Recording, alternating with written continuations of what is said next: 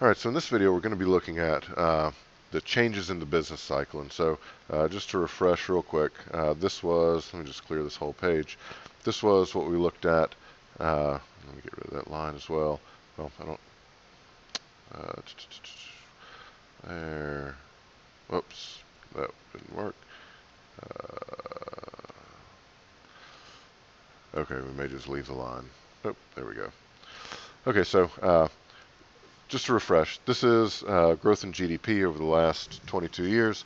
As you can see, when we have these declines in GDP, this is mild, and this is the Great Recession. Wherever we have these are recessions or a decline in GDP, we got the peak coming down as contraction. If it hits 2 quarters, it's a recession. Once we hit the bottom, it's the trough, and going back up is a recovery. By the way, I forgot to mention, when we say we have a depression, there is no technical definition for depression. Like we say 6 months is a recession, we don't look and say, okay, we've hit 3 years worth of negative growth, and so technically we are in a depression. Depression is just when things are bad. As one of the presidents said, I forget who it was, maybe Harry Truman, don't recall, said that a recession is when your neighbor loses their job, and a depression is when you lose your job. So just something to think about. So what I want to look at today, real quick, is business cycles and why they happen. So the causes of the business cycle. All right. And so before we start this, we need to have a brief flash forward, not a flash back, but a flash forward of a graph of the economy. And so on this graph, this is the macro economy graph, and we're going to be dealing with this graph a lot more in not too long. But understanding this graph is very helpful in understanding what causes business cycles to happen. So on this axis, we're looking at the price level. And the price level is simply a measure of inflation. Okay, and on this graph, we're looking at the quantity of GDP. So this is real GDP down at the bottom. All right, and so like our supply and demand graphs, this is how the demand curve looks, but we're talking about aggregate demand. All right, and this is made up of consumption and business investments and government spending and net exports. And so if any of these go up, then this curve shifts to the right. If any of these go down, it shifts to the left. And we'll talk about why it's sloped like that and all that good stuff. Hang on. All right, hope that muted. So anyway, our aggregate supply curve looks something like this. All right, so this would be aggregate supply, and so this is if you added up the supply of everything in the country, that's the curve that you get. And so what happens is on this graph, we're going to say that this level is what they call full employment. Okay, and I'm going to bring this dotted line up here, and you'll see why in just a second. So this is our level of full employment. So if supply and demand intersect along this curve, that's generally a good thing. Okay. Now we can see why it's going to be bad here in just a second. But so this is our little snapshot in time, and so we know that this is our growth and output. And if we're at full employment, this YF stands for full employment. Then we have in the U.S. historically our natural rate of unemployment is around 5%. So we're saying 5% of the people. Hang on.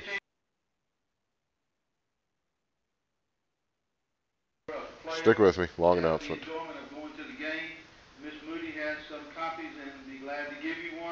Okay. All the players, all their vital statistics as well as their number.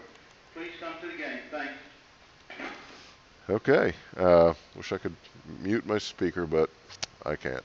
So anyway, wherever these two intersect, if you come over, you get the price level, which is measuring the level of inflation basically in the economy. All right. And so if we're on this full employment line, we consider that good. And so what if this aggregate demand curve shifted here? All right, what's going to happen? We're going to have somewhat of an increase in output, okay, but you're going to start to see prices go up kind of fast, and they start to rise really fast up here because the capacity of firms to produce goods, if we demand more and more and more and more, firms can only produce so much, so they'll increase production a little bit. So if we go from there to there, we just have a little increase in production, but what do you notice happening to the price level as demand keeps going up and up? Okay, and so that would be inflation. All right, and that's a bad thing. And so if anything causes aggregate demand to shift to the right, then that's going to cause inflation. That's part of a business cycle, and it can be caused by inflation. All right, and so that's going to swing that way, and that could cause problems. And that would actually, we're leading to economic growth, but this is part of our business cycle.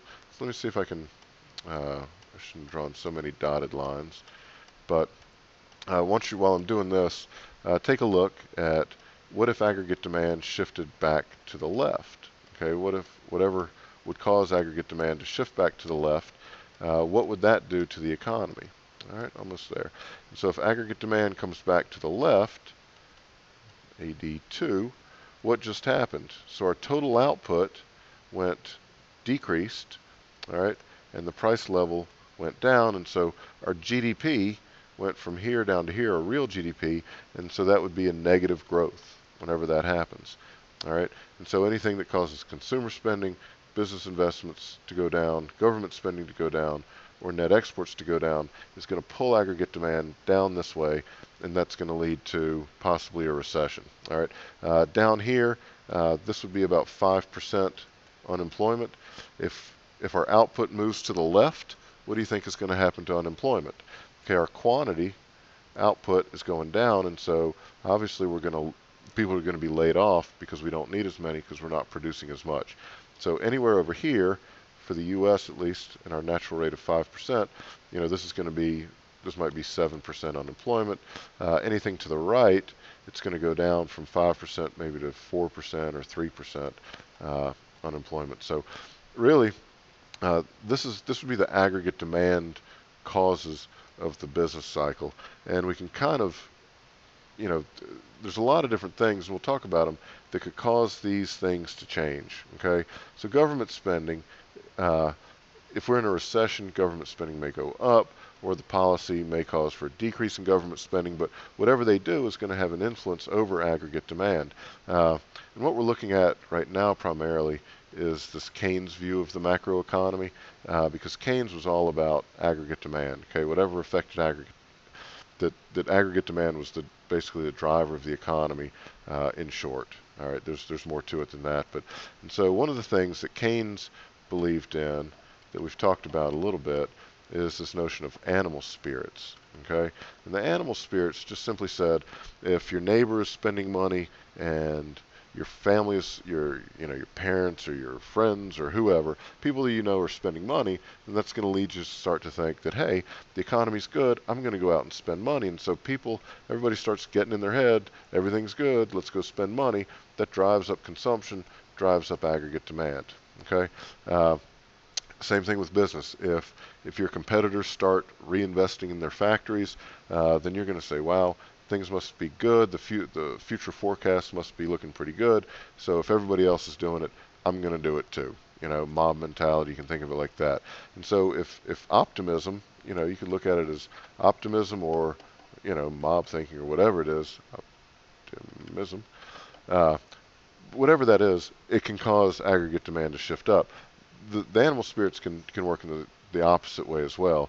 If your friends stop spending money, your neighbors stop spending money, they're selling their houses, if you see things in general around you appear to be bad, then that's going to cause you to say, you know what, I should probably start to save some of my money, because I don't know why everybody's not spending, but they must have a reason, so I'm going to drop my spending. Businesses too, I know it's getting crowded here, but these business investments, if all of your competitors stop investing, stop borrowing money to build their factories and things like that, or upgrade factories, then you might start to do the same thing, and you drop your investments. And so when people have this attitude, when these two things drop, aggregate demand is going to drop. And that can be a cause of the business cycle. Also the government. What if the government says, you know what, we need to tighten our belts. We're $15 trillion in debt. A question you can ask yourself right now, we have very slow growth. Remember, we're at about 1.5%. Is this a good time? If this macroeconomy graph is correct, would you say that this is a good time to cut the budget? And just real quick in the short run, if the government said, you know what, we're going to get our spending under control, we're going to cut, we have over $1 trillion deficit, we're going to balance the budget, so we're going to spend $1 trillion less. You know, if we're here because we're at about 8% unemployment, if the government cuts their spending a bunch, they may drive the economy back here. Okay. Now, there's some other arguments that if they get their spending in order, then the banks get happy and investors get happy, and so they invest more in business, and it would actually cause it to go up. But in the very short run, if they drop their government spending drops, we would expect to see it shift down. Okay, so these are the two. That would be this part of it. Another theory is monetary policy, and this is the Federal Reserve. And I'm going to make this one kind of quick, but people look at this and say this might be the bigger reason. The Federal Reserve can pump money into the economy. So if we increase the money supply, that is going to have a direct impact on interest rates. So if we increase the money supply, we lower the interest rates. All right, and when interest rates get lowered, that causes people, consumers, you know what? Hang on just a second. This has finally gotten to be too much mess. Can't even see the... So we had equals C plus I plus G plus NX. And so if interest rates get lower, then it becomes cheaper to buy a house. It becomes cheaper to buy a car because the credit, the money that you're borrowing is cheaper. And it's cheaper for government to borrow money. And so all of these things happen. And just to add one more thing, if our money is, if the supply of money increases, it'll drive the value of our currency down. And so our exports will go up a bunch, and so net exports will go up. And so if the Federal Reserve, who controls the money supply, if they pump the money supply way up, we lower interest rates, we're going to get a huge increase in aggregate demand.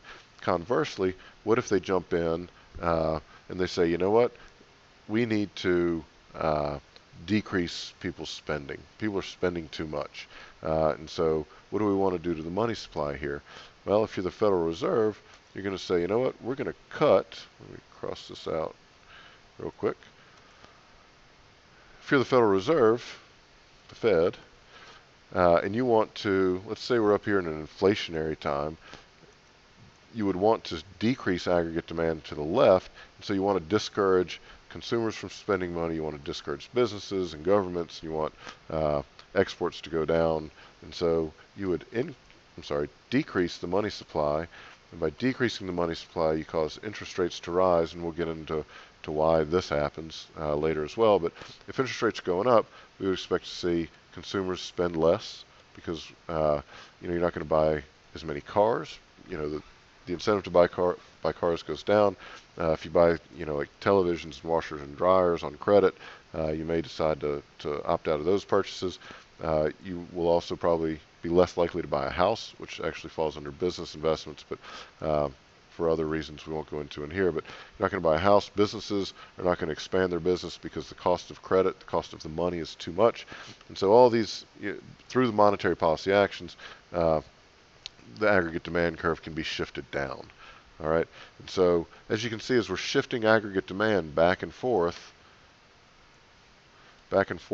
along, let me try another one that we might can see, back and forth along the aggregate supply curve, you can see that down here we're moving from one point to another, and we're just kind of bouncing back and forth. That is the business cycle. All right. Now, can we have a business cycle if the aggregate supply curve moves? Back in the 70s, we had what they call a supply shock with oil. All right, and this is one of the causes. There are others, but we'll say that's aggregate supply, that's aggregate demand. Again, we're drawing real simple diagrams. These can get a little more complex, and we'll explain it all. But that's GDP, real, and this is the price level. And so here's our equilibrium price level, and let's say that we're at full employment. Here's our full employment line. And so when we had the oil shock, that caused the cost for businesses to rise significantly. And so what happened was we had a decrease in aggregate supply. And so you can see, again, the business cycle, you can tell what's going on in the business cycle really by following what's going on here, the back and forth, because the business cycle is measured with GDP, and we're looking at real GDP down here on the bottom. And so that's what you would want to look at. And so if we have a bounce from here from here, which is there, to here, then that would be considered that the economy is going down. Okay, and so aggregate, it could shift like this as well, and that would be a movement this way. So anyway, aggregate supply shifts can happen, and again, we'll talk later about why that would be. And this would also cause the business cycle to happen as well. So causes of the business cycle. This would be the Keynesian view that we can either have an increase in consumption, an increase or decrease in investments, increase or decrease in government spending, and a big increase or decrease in net exports. And that will cause aggregate demand to shift along the supply curve, causing this quantity of GDP down here to change. Again, this is our full employment. That's our 5% level. Any shift to the left is a negative growth in GDP. Any shift to the right is positive growth in GDP. So anyway, that's that. And we will end it there. And until next time.